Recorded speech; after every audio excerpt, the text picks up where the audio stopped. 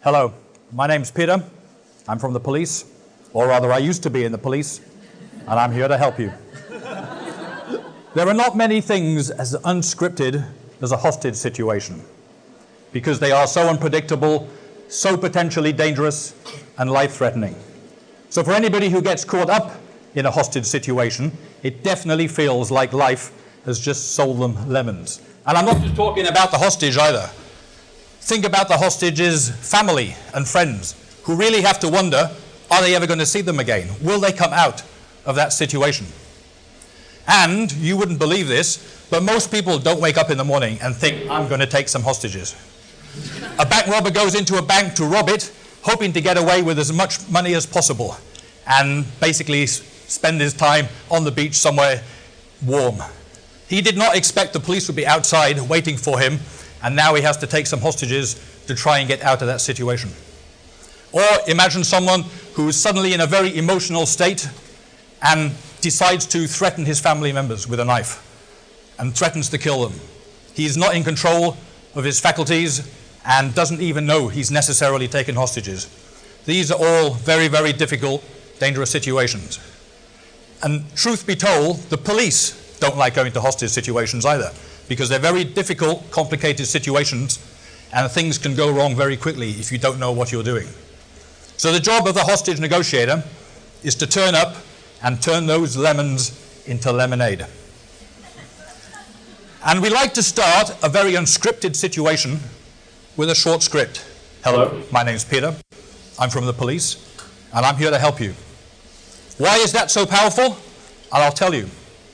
It starts off very simply with an innocuous greeting, something very unthreatening. Hello, what could be more natural than that? So very quickly, just talk to the person next to them, to you, and say hello. See how you feel. Okay, that's very good. I've only got 18 minutes, so you can't do that for the rest of the time. So I'm going to ask you to put your hands up now if anybody felt threatened. Anybody feel threatened when they did that? Thank goodness nobody put their hand up. Put your hand up if you were actually taken hostage while you were doing that. Nobody, great, thanks, very good. That's good. So, it's very straightforward to start the discussions and communication with a very simple greeting. Secondly, I do some personal disclosure. I tell them my name, Peter. I could say Mr. Morgan, but that's a little bit too formal. So I prefer to say Peter. In Hong Kong, we like to say Peter, sir, but probably not appropriate for a hostage situation. Hopefully, at some point, they will tell me their name, and then I've got something to call them during the negotiations. It may not be their real name, but at least it's something I can call them, because it sounds a bit strange if I got nothing to say or no name to call. It's much easier in Australia, of course, because everybody's called mate. So we just call each other mate all the way through the situation. Not too difficult. And then thirdly, I try to build a little bit of credibility. I tell them I'm from the police. Now, this is a university. Many of you were probably involved in Occupy Central. Maybe you have a different view about the police. But the police are there genuinely to help you. And in Hong Kong in particular, the police are bound by the laws of Hong Kong, rules and regulations. So when we turn up at an incident, we are there and we are bound by certain requirements. We will not do anything untoward or silly. And hand on heart, we are always there to help you and to try and get out of that very difficult situation. Of course, I appreciate that in some countries, you can't always rely on the police quite as well as you can with the Hong Kong police. Lastly, and most importantly, I tell them I'm here to help. And that is so powerful because I am genuinely there to help. Not just the hostage, but also the hostage taker. He may have robbed a bank, he may have even opened fire or committed some other heinous crime, but I am there to help so that we can make sure that everybody goes home safe to see their family. Of course, in the case of the hostage taker, the family has to go to see him because he'll be in Stanley Prison. But apart from that, we are there to get everybody out safely. So, you're probably asking yourself, well, is it really that simple? Does that really work? And my answer is, heck yes. In 1997, I was the only expatriate negotiator in the Hong Kong police. And we had a European male who had a history of mental health problems and drug taking, who suddenly decided to grab a knife and threaten to kill himself and his girlfriend. Not necessarily in that order. So, of course, being the only expatriate negotiator, they called me to go to the scene. I live in Discovery Bay. It's going to take at least half an hour to get there, so I told everyone, start talking to him, try to calm him down, and I will take over when I arrive. So I immediately swam back to Wan Chai. No, I took the ferry, because I wanted to get there punctually, and I got there in pretty record time. So when I got there, I found everybody just sat there waiting for me to arrive. No one wanted to talk to him because they were waiting for me. So I decided I better start the negotiations as soon as possible. So I knocked on the door, and I said, hello, my name's Peter. I'm from the police, and I'm here to help you. Now at that point, the psychologist had actually arrived at the location, and he told me, whatever you do not tell him you're in the police. He hates the police. And if you tell him you're in the police, he will get very angry, very agitated, and you might do something silly. So don't tell him you're in the police. And unfortunately, one of the tenets of police negotiations is you do not lie. Because if you get found out lying, it will work against you, and it's very hard to get your credibility back again. So I said, I'm going to tell him I'm in the police, and we'll take it from there. If he doesn't like it, I will work around that. So anyway, back to knocking on the door. Hello, my name's Peter. I'm from the police, and I'm here to help you. Why don't you put the knife down and come out so we can talk? And he went, okay. Now, normally I'm not lost for words, but I was like, no, you've got to negotiate. You can't just come out like that. You know? I've come all the way from Discovery Bay. But he came out and he put the knife down. Fantastic. So of course everybody was like, unworthy. This guy is good, right? 30 seconds, boom, surrendered. So I got a bit of a reputation because of that. But I want you to be very clear, hostage negotiation is not that simple. It's not that easy. We select our people very, very carefully, because not everybody's good at being patient. Ask my wife. Sorry, I forgot we were recording this. And some people are more suited to be in the tactical team than necessarily the negotiation team. So we do a lot of careful selection, we do a lot of difficult training to make sure we pick the right people to be hostage negotiators. And unfortunately, most people have the wrong impression about hostage situations, hostage negotiations. They get it from the movies.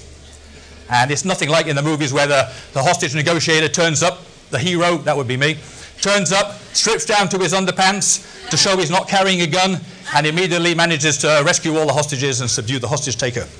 It doesn't happen like that. However, that said, when I did my training, on the last day I had to do a big exercise, and the exercise was I had to confront some terrorists who had taken some hostages, and I had to negotiate for their release. So it was quite nerve-wracking, suddenly being faced by a bunch of guys with balaclavas and ski masks pointing machine guns at me. And they said, we think you're wearing a wire. You better take your clothes off and strip down to your underpants to prove you're not wearing a wire. And I was very keen to pass this test. And it was 3 o'clock in the morning on the peak in January. It was pretty cold, so I was a bit reluctant to take my clothes off, but I thought, I want to pass this, I want to be a hostage negotiator. So I actually stripped off down to my underpants to prove I wasn't wearing a wire. Now in those days, it was a long time ago, I was a lot slimmer, a lot fitter. I wasn't quite a Calvin Klein underwear model, but these days, if I offered to take my clothes off in a hostage situation, they would probably volunteer to surrender to stop me doing it. Times change. But one thing I wanted to emphasize as well about hostage negotiation is it's actually teamwork. There's a lot of work required to be able to resolve these very difficult, complicated situations. So when we go to these incidents, we normally have a team of officers. We'll have a team leader who will negotiate with the incident commander, and that's a completely separate negotiation that needs to be carried out. And they will also determine what's the best strategy to respond to this situation. We'll also have a primary negotiator who will do most of the talking with the hostage taker. We will also have a secondary negotiator, and he will be listening very carefully to how the negotiations are going to give advice to the negotiator about what to say, what not to say. For example, don't mention his mother-in-law, because it might make him angry. Or he might say, talk about the children, because obviously he loves his children, and this is something that we might be able to use to encourage him to come out and not do anything dramatic or dangerous. So that person is a very important person, because the negotiator is in the heat of the moment, and it's very stressful for him to think some of these things. We'll also have a liaison officer at the scene, because there's lots of information and intelligence we need to be able to resolve that situation. We may need to know some background information. What caused this to happen in the first place? Why is he there now? What might encourage him to actually come out and finish the situation. So there's a lot of people involved in the negotiation team, and we might actually need to bring in extra people as well. We also have other police units available at the location who will bring in technical equipment. Long are the days now when you arrive at the bank robbery and we have a bullhorn and say, "This is the police, come out with your hands up." We don't do that anymore. It's only in the movies. We have lots of technical equipment. We have a throw phone, which we throw into the building, and then we can safely talk to them from a distance. And of course, we're recording what we say if we need it for later on. Some of them even have cameras in, so just bear that in mind if you ever take anybody hostage. We also have a lot of support from psychologists, experts, who can give us lots of advice on things to say and what not to say. But at the end of the day, it's really up to the negotiator to decide what is the best approach, what is the best strategy to go forward in this situation. So on one occasion, we had a 60-year-old male with a schizophrenic background who stopped taking his medication. And unfortunately, he had a relapse. So while he was at home, he picked up a meat cleaver in the kitchen and chased his 85-year-old mother around the flat, threatening to kill her. She luckily managed to run into the bathroom, lock herself in, and call the police. So we rushed to the location, and we were going to start the negotiations. When we got there, we found him behind the door with a knife to his neck and unresponsive. So we knew it was going to be very difficult to burst through the door, because it would definitely hurt him quite seriously, maybe even kill him if the knife suddenly penetrated his neck. So we tried our best to talk to him, get him to respond, but not having much luck. So after a few hours, because we're very patient, I asked the psychologist, "What's your best advice?" And they said, "Well, I think given his deteriorating condition, his 85-year-old mother in the toilet," she had a newspaper, so she was okay, "we should consider going tactical and breaking into the flat so we can get everybody the medical treatment they need." Unfortunately, this flat was on the 34th floor, and it would have meant abseiling from the roof and climbing in through the window. Not a very safe proposition. So luckily, our liaison officer had managed to identify an uncle living nearby. And apparently, they really liked each other. The 60-year-old and the uncle were very good friends. So we spoke to him and said, "We'd like you to talk to your nephew. So we're going to try and get him to come out." So we told him what to say, what not to say. And we knocked on the door, and the uncle said, "Hey, we're going to have a game of mahjong, but we only have 3 people. We need 1 more person. So I tell you what, put the knife down and come out. We can go and have a game of mahjong." And the guy recognized the voice of the uncle, really respected the uncle, really liked to play mahjong, put the knife down, and he came out. So now we always carry a mahjong table in our response kit, just in case we have these sort of situations. So he actually came out, and thinking outside the box really helped in this situation. But again, you're starting to think, wow, this is easy, right? Anybody can be a hostage negotiator. You just have a mahjong game ready, or you tell them to put the knife down and they come out. Well, unfortunately, that's not always the case. A few days ago in the South China Morning Post, they reminded me of an incident I was involved with 31 years ago, before most of you were born, I know. And there was a male from China who ran into a bank in Wanchai, robbed it, and ran out. Unfortunately, the police spotted him and chased him. He opened fire, and he jumped onto a mini light bus, and he took all the people on the bus hostage. In actual fact, he told them to drive away, but they all told him, "We don't know how to drive." Actually, they were all minibus drivers having a break. So anyway, the hostage negotiators were called. We rushed to the scene, and it was quite difficult to get there because the position we'd taken for our negotiations was a little bit too close to the subject, and there wasn't much we could do about that. So when I arrived, I had to walk up past him, holding my hands up to show that I was unarmed.